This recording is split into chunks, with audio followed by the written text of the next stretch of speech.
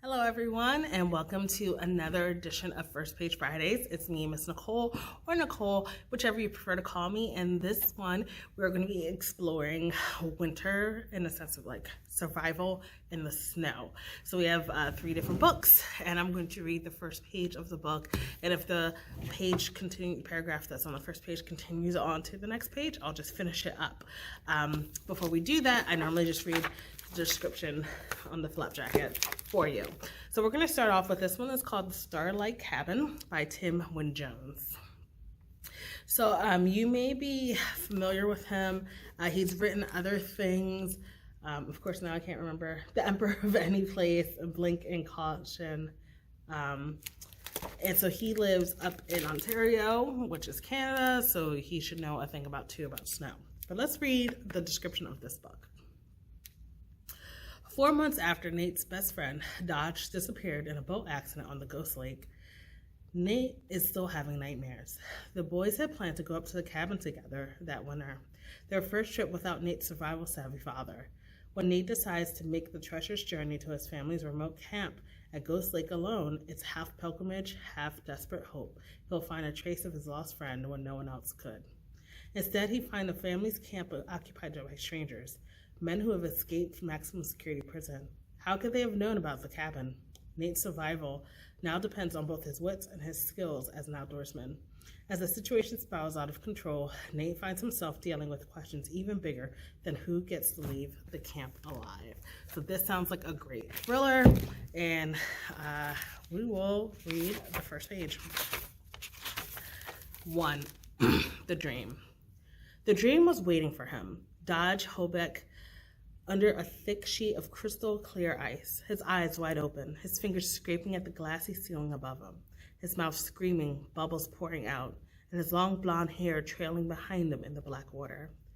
Then somehow, from the streaming bubbles, formed themselves into the words, "You gotta come, man, you homie!" And Nate, kneeling on the ice above his friend, his bare hands flat on the surface, frozen to the surface, tried to speak but couldn't, as though he were the one who was drowned. "Nate, you owe me. It's your fault." "I'm sorry," Nate shouted. "I'm so sorry." It was like he was looking into a warped carnival mirror, unable to say anything, unable to do anything except throw his head back and howl. So that is the first page of The Starlight Claim by Tim Wynne-Jones. And if you're interested, I will leave a link in the description of this video that takes you to the catalog where you can place a hold on it. This next one is actually going to be found in our juvenile fiction section. This one is called Dog Driven by Terry Lynn Johnson. This person also wrote Ice Dogs, which I can't remember if we have it or not. But this one is, ever since her vision started deteriorating, 14-year-old McKenna Barney has felt out of place in this world. Out of place at home and at school and even the trail with her dogs. Now, to help her younger sister with her own ongoing battle with an eye disease, McKenna finds herself at the head of her team of 8 sled dogs in a race she's not sure she can even see, let alone win. For 3 days of shifting lake ice, sudden owl attacks, bitterly cold nights, and frequent snowsqualls, McKenna faces both the Canadian wilderness and her terrifying vision loss. But she hides the truth from everyone, including her toughest rival, Guy. Despite their budding alliance, will McKenna risk her survival as well to keep her secret?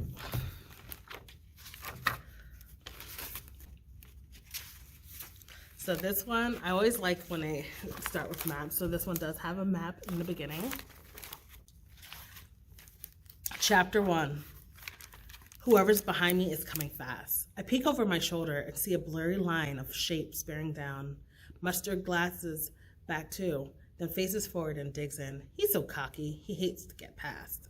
An unspoken message travels through the whole team and they surge forward together. I love how the speed comes through my feet. Cold air darts through the cracks in my neck warmer. I squint into the wind. "Gee, over. Mustard, don't be rude. Atta girl, Twix." I have an 8-dog team, so my front runners are the edge of my visual range. All I can see of my leaders are furry shapes. It's as though my sunglasses are coated with Vaselines. The bright sun compounds the issue. When it reflects off the sun, it hurts my eyes, even with my dark shades. There you go. So this one is Dog Driven by Terry Lynn Johnson. If you want to continue on to this adventure, I'm not sure if you've ever seen a sled dog race. So you can look it up on YouTube. They're very interesting. And so it'll be interesting to read from a young person's perspective of participating in it, especially with a visual impairment. This last one I want to share with you is Peak by Roland Smith. This one is the first of 4. You can read them like standalone. You don't have to actually read all of them. Like the story is concluded in this, but if you want to delve more into the world, you can, and we do own the other ones. When 14-year-old Peak Marcelo's long-lost father presents the opportunity for them to summit Everest together, Peak doesn't even consider saying no, even though he suspects there are a few strings attached. And if he makes it to the top before his birthday, he'll be the youngest person ever to stand above 29,000 feet. It's not a bad turn of events for a guy who's been stuck in New York City, whose only skyscrapers to illegally scale. Here, in Peak's own words, is an exhilarating, gut-wrenching story of what happened on that climb to the top of the world, a climb that changed everything. Welcome to Mount Everest. So the other 2 took place in Canada. This one is going to be nowhere near America. And again, I love it. It starts off with email. So let's read the first page of this one. Moleskin number 1, the assignment. My name is Peak. Yeah, I know, weird name. But you don't get to pick your name or your parents or a lot of other things in your life for that matter. It could have been worse. My parents could have named me Glacier or Abyss or Crampon. I'm not kidding. According to my mother, all those names were on the list. Vincent, my literary mentor at your school, this would be an English teacher, asks me to write this for my year-end assignment. No grades at our school. When Vincent reads the sentence you just read, he'll say, Peak, that is a run-on sentence and chaotically parenthetical. That's how he talks, meaning it's a little confusing and choppy.